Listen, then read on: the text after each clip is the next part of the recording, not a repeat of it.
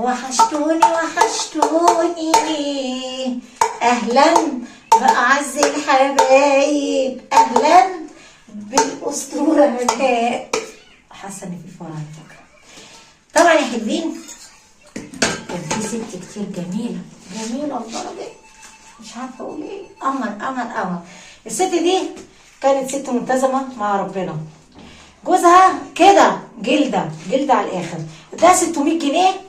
قال لها قسما بالله العظيم لكوني طالق النهارده بالثلاثه وتباتي بره البيت، بس لو 600 جنيه دول ما جبتيش بيهم طلبات الشهر كلهم خضار بس. يعني بدها 600 جنيه تجيب خضار، بندوره، خياره، جرجيره، بطاطس، كوسه، الحاجات اللي احنا هندفعها يعني بندورات، ملاش هي دعوه باللحوم. خلينا بقى في موضوعنا. هي بتصلي صلاه الظهر بعد هو مشي، رفعت ايديها للسماء وقالت له يا رب لله الامر من قبل ومن بعد، يا رب ال 600 جنيه دول يقضوا. طبعا البنت هناك ما تقدرش تعيش من غير ما تعمل دماغ.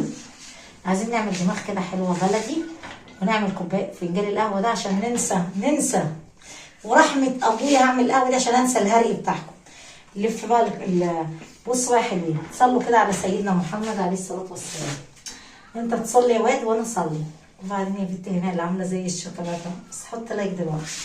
بص يا حلوين وحشوني وحشوني، قبل اي حاجه كده يا واد صلي على سيدنا محمد، وبعدين يا هناء لان بنصلي على الحبيب يا واد قلبه ينزل يطيب، صلي كده عليه كده من قلبك كده وبرحك كده وقول يا رسول الله يا هناء الله اكبر يا بنتي يا استيله يا اساتيله، دي انت بقك بينزل شوكولاته عسليه، انت كلك سكر في التقليه. مالك يا هناء والنبي بلاش تعكروني عشان انا قرفانه. بصوا من ساعه ما اتعورت شايفين لما حكيت قصه الجن والبوتاجاز ده، لا حول ولا قوه الا بالله. ورحمه ابويا بقى لي 3 ايام ما شغاله، ما اشتغلتش الجمعه، ما اشتغلتش السبت، ما اشتغلتش الحد، والنهارده الاثنين. انا بعمل 3-4 فيديوهات وبخزنهم للايام لما بتيجي عليا. اول حاجه بطفي النور عليا واخش احبس نفسي في اي غرفه انام وارمي نفسي فيها. يلا يا حبيبي صلوا على سيدنا النبي عليه الصلاه والسلام، بنصلي على الحبيب فقلبه ينزل يطيب. صلوا كده على سيدنا النبي ورحمه ابوك في تربته. يا رب اللي عنده اب ميت يترحم عليه ويحط لي لايك. طب اللي عنده ام ميته يا رب يرحمها ويجعل مثواها الجنه. لا تحط لايك يا مسلم يا موحد بالله، وحياه سيدنا النبي ما تكسر بخاطري. حط لايك عشان الفيديو يترفع، لايك، دوس كلمه شير وشير الفيديو كده، وعايز تكتب كومنت تكتب، مش عايز براحتك، بس وسيدنا النبي لا تحط لايك. بحبكم وانتظروني. عارفين ايه اللي مضايقني؟ والله العظيم مضايقني الهري والتعليقات بس، ورحمه ابويا في تربته. واحد داخل يشتمني يقول لي ايه يا شيخه بقى خلي عندك دم شويه. خلي عندي دم ليه يا واد؟ مالي يا واد؟ ادي القهوه. مالي يا واد؟ خلي عندي دم. كلت اكل امك ولا كلت اكل مراتك؟ يا دي انت ايه يا واد؟ انت هو ما بتبانش وداخل تتفرج عليا ليه؟ تتفرج عليا ليه يا واد؟ انا وحشه ولا ايه؟ انت بتتفرج عليا ليه؟ طيب انا هخلي عندي دم اهو. حاضر. طب بالمناسبه اخلي عندي دم ازاي؟ فانا حته دم. المهم يا حبيبي حطوا لايك يا عيال. بصوا ادي عشان تصدقوني اقوام المواعيد. المهم بقى احنا هنحط هنا هنحط هنا السبق عشان نقدر نفضي، عشان البوتاجاز هو الترند بتاعنا. بنغسل عليه بوتاجاز غلبان والله كويس. عارفين البوتاجاز ده بقاله قد ايه؟ من 2005. يا نهار اكبر، من 2005 احنا داخلين على 2025، بقاله 20 سنه. والله العظيم يا هناء انت عامله زي الزلابيه والقشطه واللبن، انك محافظه على حاجتك يا هناء. الله اكبر عليكي يا هناء، 5 و5 عليكي. واللي يعرف يعمل زينا يبقى عمنا، واللي ما يعرفش يتفرج علينا ويسقف لنا. يلا بقى نحكي حكايه الست اللي عامله زي الشوكولاته. راحت تصلي اذان الظهر وقالت له يا رب قلنا نغير العفاريت عشان العفاريت تعبكوا شويه، نغير بقى شويه كده ونحكي قصه تانيه خالص. المهم يا حلوين نزلت على رجلي. يلا حطوا لايك دلوقتي. طبعا يا عيال وكل مره انا امرها تتقهر بقى هرتها. صفرة. طبعا كل مرة انا مضايقاها تتضايق بقى براحتها. يلا بقى اللي بيحب هناء حط لايك لهناء. والله العظيم ما حطيت لايك وزعل منك. المهم يا ولد الست صلت الظهر وقالت له يا رب لله الامر من قبل ومن بعد. يا رب ال 600 جنيه قضوا بحق جاه النبي، والراجل ده ما يجيش يفرج عليها الناس. حالت لها بالطلاق. لا تكوني طالق النهارده لو ال 600 جنيه دول ما جبتيش بيهم كل طلبات البيت. قالت ايه؟ صلت وهي بتصلي وتسجد لربنا، سمعت صوت طفل عمال يبكي، بس بيبكي بحرقه، بيبكي جامد لدرجه ان مفكره ان في حاجه حصلت في البلد وان الطفل ده ايه؟ في حاجه. خلصت ال4 ركعات صلاه الظهر وصلت 2 سنه وحمدت ربنا وسبحت وهي سامعه ايه؟ صوت الصريخ في ودنها. كانت عامله ايه يا حبيبتي؟ قالت لله الامر من قبل ومن بعد. قامت تدور على صوت ايه؟ يا ترى صوت الصريخ ده بقى فين؟ راحت تمشي تدور في كل غرفه. طبعا هي ما معاش حد. ابنها مشي راح ياخد الدرس وبنتها راحت الكليه، هي في تانية كليه وطبعا هي في دكتوره يعني، فمشيت وكله مشي وساب البيت فاضي. حصلت حاجه قلبت كل الدنيا دي. بس وحياة حبيبك سيدنا محمد عليه الصلاة والسلام، بجد انا اول مرة احلف لك بسيدنا محمد، وحياة حبيبك سيدنا محمد عليه الصلاة والسلام، وتحط لايك كومنت حلو كده والنبي ما تعكنن عليا، ومش عاجبك الفيديو بتاعي يا ريتك تخرج منه. واي مرة انا تعبانة يا ستي سيبيني في حالي وابعدي عن حياتي. يا ستي انا تعبانة بطلي سفارة بقى. لا هو انت فاكره نفسك بتحكي حكايات؟ انت بتعملي روتين. ده الحكايه اللي انت بتحكيها دي قصه وخلاص. يا ستي بعمل اللي بعمله، بطلنا اللي يعطلنا، احنا تعبانين ونفسيتنا زي يا حلوين. فطلعيني بقى من حياتك. ها انت بتعملي روتين، انت بتعملي ايه؟ بيض. بعمل اللي بعمله، برقص، بشغل الاغاني كل يوم وبطلع اعمل رقصه وكده حلوه. المهم يا حلوين طلعينا من حياتك بقى يا حلوه. المهم يا حلوين مفيش راجل محترم امه جابته على الارض اصلا غير وفيه. انا عارفه والله عارفه ان الرجاله كلهم مؤدبين ومحترمين. ها اللي بيغلط فيا النسوان عارفينهم، اللي منافسين، اللي نفسنا افتكرت. خلينا في القصه. الست عملت ايه بقى يا حلوين؟ فتحت باب الشقه لقيت الصوت جاي من عند جارتها اللي في وشها. راحت خبطت عليها قالت لها يا شيخه يا قلبي كل ده عياط؟ انت سايبه ابنك يعيط ليه كده؟ حرام عليكي يا شيخه، حرام عليكي، ابنك عمال يصرخ والصرخه جابتني من جوه. راحت عملت ايه؟ وهي بتصرخ راحت الست الدموع نزلت من عينيها ومن الولد اللي بيعيط. الست دي جوزها ميت اصلا، اللي الدموع ايه في عينيها وعماله تعيط. وبعدين يا هناء فضلت تعيط. قالت لها يا شيخه اضرب ابنك. قالت لها ابني عنده نزله وسخن مولع. قالت لها حرام عليكي يا شيخه، حرام عليكي، حرام عليكي، بدل ما انت قاعده كده اجري بابنك وروحي وديه مستشفى ولا وديه عند دكتور. راحت الست الدموع نزلت من عينيها وفضلت تبكي ام الولد الطفل. طبعا الست قالت لها انت بتعيطي ليه؟ هي اصلا قالت لها انت بتعيطي ليه؟ قالت لها والله العظيم انا لو معايا فلوس الادويه وفلوسي ان انا اكشف عند دكتور ما كانش ده بقى حالي، وفضلت قاعده في المكان ده. طبعا فضلت الست راحت اللي صلت اللي جوزها ده 600 جنيه مفيش غيرهم، راحت مطلعه ال 600 جنيه دخلت رجعت الشقه. اقسم بالله العظيم ورحمه ابويا في تربته طلعت ال 600 جنيه وراحت يا حلوين ايه؟ قالت لها خدي اكشفي لابنك وهاتي له الادويه وابقى طمنيني عليه. هان عليها ال 600 جنيه. المهم ان هي هتطلق النهارده. ال 600 جنيه راحت مطلعاهم يا حلوين. ست عندها يعني ذره كرامه، وست عندها احساس وما بتسيبش فرض الله. المهم يا حلوين راحت الست ايمان اللي بتصلي رجعت للمصليه واشتكت شكوتها لله. قالت له يا رب يا رب الست لا حول ولا قوة إلا بالله العظيم. أقسم بالله العظيم يا مسلم يا موحد بالله لازم تبكي بدل المرة 1000 مرة. الست رجعت للمصلية وكل الدموع في عينيها تبكي وتعيط وتقول له يا رب أنا اشتكيت أمري إلى الله، يا رب أنا شكيت أمري لك يا رب، يا رب الراجل ده ما يرجع الليلة يا رب، يا رب أعمل إيه يا رب؟ أنا اديت الفلوس للست تعالج ابنها وأنا عارفة إن أنا هتطلق وهمشي الليلة، وحياة حبيبك النبي محمد تفكها عليا وترزقني وتعوضني قبل الراجل ده ما يجي. اذكر ربنا فتح كل الابواب بتاعته. البنت لقيت الباب ايه كده الخبطه دي بقى. بصوا يا جدعان الست قامت اتخضت، قامت تجري من على المصليه، كانت قاعده تدعي ربنا وتسبح. تجري قالت لها افتحي يا ماما بنتها. قالت لها في ايه في ايه يا بنتي؟ قالت لها مش تقولي لي مبروك يا ماما؟ قالت لها ايه؟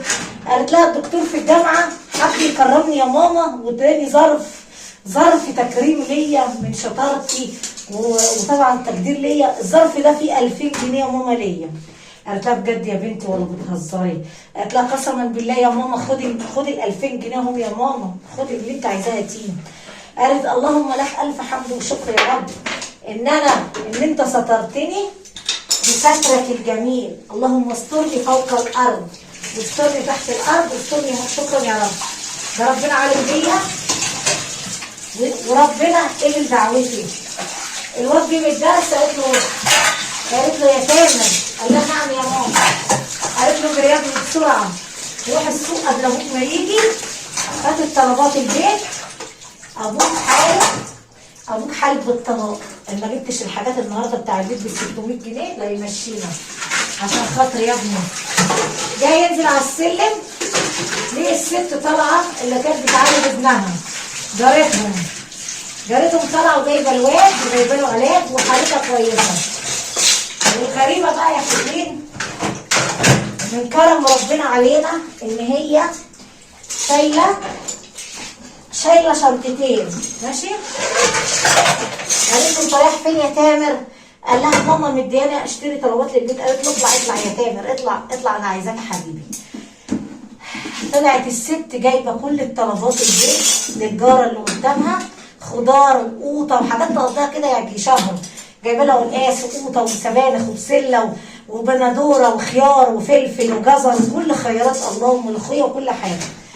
طبعا الواد خد منها الحاجه وقال لها حاجه غريبه. الست قالت لها منين دوت؟ اما انت ال 600 جنيه انا مديهم لك عشان تروحي تكشفي لابنك. قالت لها اسكتي، كرم ربنا عليا كبير، ربنا رزقني باخويا قابلني تحت وقال له يا اختي انا ربنا رزقني في الشغل وزودوني 2000 جنيه.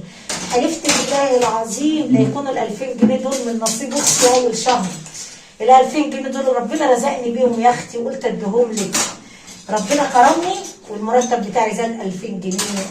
قالت لها قعدت احمد ربنا ان ربنا بعت لي 2000 جنيه عالج ابني وارد لك الجميل يا حبيبتي يا صديقه عمري. انا لو عندي اخت يا جارتي يا حبيبتي ما كانتش عملت معايا كده. الله يسترها معاكي ما يفضحك ويخلي لك ولادك يا رب ما تشوفي المرض فيهم.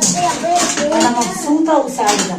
خدي حاجتك، جبت لك الخضار وفي نفس الوقت خدي ال 600 جنيه بتوعك. الست اللي كانت بتصلي قالت له يا رب كتير عليا رضاك عليا، اللهم لك الف حمد والشكر يا رب. طبعا الجاره قالت لها ربنا حب يرد لك جميلك ويكافئك ويرجع لك فلوسك. الست حمدت ربنا شكرته وقالت له كرمك عليا كبير يا رب، اللهم لك الف حمد وشكر، اللهم لك الف حمد وشكر على فضل نعم الدنيا عليا. يلا بقى حط بالك وسيب السؤال. طبعا الست ما كانتش مصدقه اللي بيحصل لها دوت. طبعا الست كتير حمدت ربنا. شوفوا انتوا قد ايه ربنا يبعت لك 2000 جنيه ويبعت لك البندوره والخضار البيت قبل الراجل ده ما يجي. ها الرسول عليه الصلاه والسلام وصى على 7 جار مش هينقص منك حاجه اما تسال يا بطل على جارك. اسال، السؤال ما حرمش وانت بتاخد حسنه، وطبعا وانا باخد حسنه. لو انت حسيت ان جارك في محنه اسال عليه. ده الرسول عليه الصلاه والسلام وصى على 7 جار. اسال على جارك يا ولد، مش هتخسر حاجه. ولو بخيل بطل البخل اللي انت فيه ده، بطل البخاله. ها، ربنا كتير، ربنا بيحب العبد يا واد اللي بيحسن على عباد الله. احسن على عبد فربنا يديك. اوعى تفكر ان انت تراضي بني ادم وربنا ينساك. دي موعظه. ماشي يا جودي، اسكتي يا جودي. هانم، ربنا بيديك حاجه واحده، بيديك فرصه. ربنا بيحب العبد اللي بيحسن على عباد الله. احسن على عبادك فربنا يديك. بلاش بقى ان انت تبقى جلده، بلاش. فكها شويه، فكها على امه محمد. ها، عمرك ما هتدي 10 جنيه ولا تدي 2 ريال وربنا هينساك. هيديك مئات الفلوس. اتقي الله في عباد الله. ربنا رزقك الشهر ده، يا ريت تراضي عبد من عباد الله. قبضت مرتبك راضي منه.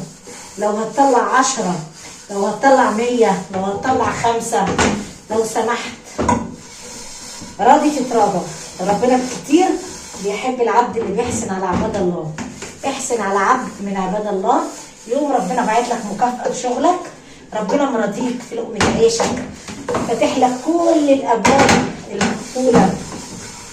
ربنا مديك من فضله ورضاه. ربنا كتير حنون، بيحب وبيدي. ربنا ما بينامش، وربنا غفور رحيم. ربنا قادر بقدرته وعزته يغفر لأمة محمد. ربنا بيحب العبد كتير اللي بيراضي عباده. يا ولد راضي تتراضى، راضي يا ولد تتراضى كده. ربنا فاتح لك كل باب ايه مقفول يا ولد. ادي فهيديك. ها، بلاش تكذب. ها، بلاش تعشم الناس. يا ريت بلاش تكذب على الناس وتعشم الناس وتبقى انسان كذاب. ربنا ما قالكش عشم، والا البني ادم اللي بيعشم عبد من عباد الله. الاشرف تقول انا ما معيش احسن ما تعشم عبد من عباد الله. ما تعشمش حد، ما تاكلش حرام يا واد، وانت متاكد ان انت مش هتوفي ولا قد كلمتك. ماشي، ده كان مصدر فيديو والقصه بتاعتنا النهارده. طب لو القصه عجبتك تحط ايه؟ تحط ايه؟ لايك، كومنت حلو كده. بلاش التعليق السلبي عشان انا بزعل. الحاجه الوحيده اللي اصبر بقى اصبعي يتقطع تاني. الحاجه الوحيده اللي بعملها في حياتي ان انا بحب انضف القناه بتاعتي. بنضفها ازاي هنا؟ بحب انضف القناه من العالم الرابش. طبعا عرفتوا يعني ايه كلمه رابش؟ يعني انا بحطك في الباسكت لان انت مش من مستوايا. ليه؟ ما هو انت اما تغلط فيا تبقى انت يا راجل مش محترم. وانت يا حلوه يا كوته اما انت تغلطي فيا وتقولي لي ايه اللي انت بتعمليه. يا ستي انا بعمل اللي بعمله يا ستي خليك انت في عملك الابيض. انا ست بحب السواد. خليكي في مصلحتك يا حبيبتي. كل واحد ونيته عند اللي خلقه. انا نيتي سالكه، نيتي صافيه. هنا ابيض يا ورد. وبعدين يا حبيبتي لو نيتي كلها سواد ما كانش ده بقى مكاني. ها، واللي بيتهم الازاز يا بت ما يحدفش الناس بالطوب. ها، روحي شوفي نفسك انت الاول بدل ما نطلع عيوب الناس. شوف نفسك انت الاول وشوف عيبك ايه الاول. شوف اهل بيتك، شوفي نفسك. ها، انت عملتي ايه وبتعملي ايه؟ ها، ولا عديتي الفقر منين؟ ها، على الاقل انا سبت الفقيره على الله. لا بعت نفسي، لا بعت نفسي يا حلوه، ولا قبضت ثمن، ولا فتحتها، ولا بعت فيديوهات، ولا عملت انتساب. ماليش في الكلام ده اصلا. شوفوا نفسكم بدل ما تدوروا عليا انا. كل واحد يدور على عيبه بدل ما تدوروا عليا انا. دوروا على عيوبكم، دوروا على نفسك. انت عملتي الفلوس منين؟ ها، فاسرع من البرق. دوري على نفسك. لو انت عايشه يعني عيشه بدل ما تدوري على غيرك، دوري على نفسك وشوفي عيوبك الاول. انت بقيتي ازاي؟ وبلاش بقى ندور على بعضنا. كل واحد خليه في حاله. انا ست عبده من عباد الله، ست فقيره، ست اخترت ان انا اعيش بشرفي وكرامتي. ما بعتش نفسي، ما رميتش ولادي، ما اتجوزتش، ما عصيتش ربنا، ما فتحتش كاميرا، ما بعتش فيديوهات. يا حلوين ولا ايه؟ ورحمة ابويا ورحمة ابويا يكون ابويا اللي في التربة ده جابني ورا من ظهره. اي واحد هيفكر بس يحكها معايا هعرض له سكريناته. ايه بقى، اعمل لكم فيديو حلو كده، وكل واحد كتب لي كلمه، وكل واحد طلب مني حاجه، وكل واحد كتب لي، وكل واحد هرهر معايا براحتكم. ابعدوا عن حياتي، سيبوني في حالي. انا عبد من عباد الله، يعني اعتبرني كده واحده على الله، واحده بوابه، واحده خدامه. انا بخدم ولادي بس، شغاله عند ولادي بخدمهم، وفي نفس الوقت ربنا بيرزقني. لما ربنا بيرزقني انا حمد ربنا بيه، بقول يا رب ارزقني بالحلال، اللهم اغنيني بحلالك عن حرامك. حمد ربنا وشكراه، وراضيه باللي ربنا يديهولي. لا عايزه دولارات، مش عايزه، بس اللي ربنا يرزقني بيه، وحمد ربنا ادفع ايجاري واصرف على ولادي. ده كان مصدر القصه النهارده. لو سمحت وحياة سيدنا محمد عليه الصلاة والسلام، لو انت مسلم وموحد بالله تحط لايك، ولو انت انسان بتحبني كده من قلبك زعلان عليا لو سمحت تحط كومنت كده ترضي بيه ربنا وتتقي الله في عباد الله، عشان انا عبده من عباد الله. بحبكم كتير ومنتظره تعليقاتكم يا احلى ناس في الدنيا.